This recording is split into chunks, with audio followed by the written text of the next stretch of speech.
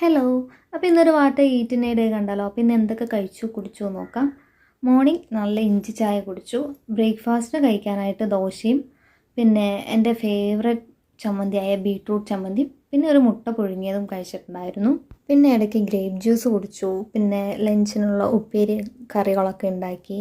അപ്പോൾ ലഞ്ചിന് ചോറ് തന്നെയാണ് ഉച്ചയ്ക്ക് കഴിക്കാനായിട്ട്. ചോറും പിന്നെ വെണ്ടയ്ക്കപ്പുളി. ഞങ്ങൾ പാലക്കാട്ടുകാർ അത്യാവശ്യം കറിയില്ലാത്തിലും പുളിയൊക്കെ ഇടാറുണ്ട്.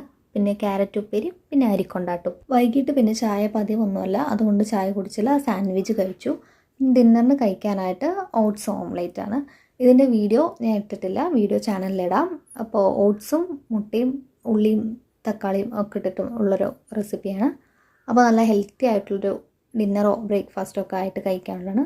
സൈഡ് ഡിഷായിട്ട് സവാളയും തക്കാളിയും കൂടെ ഉണ്ടാക്കിയൊരു മസാലയാണ്. പിന്നെ കുറച്ച് ഗോബി ടിക്കയും എടുത്തിട്ടുണ്ടായിരുന്നു. അപ്പോൾ വീഡിയോ ഇഷ്ടമായാൽ ലൈക്ക് ചെയ്യുക, ഷെയർ ചെയ്യുക, ചാനലൊന്ന് സപ്പോർട്ട് ചെയ്യുക.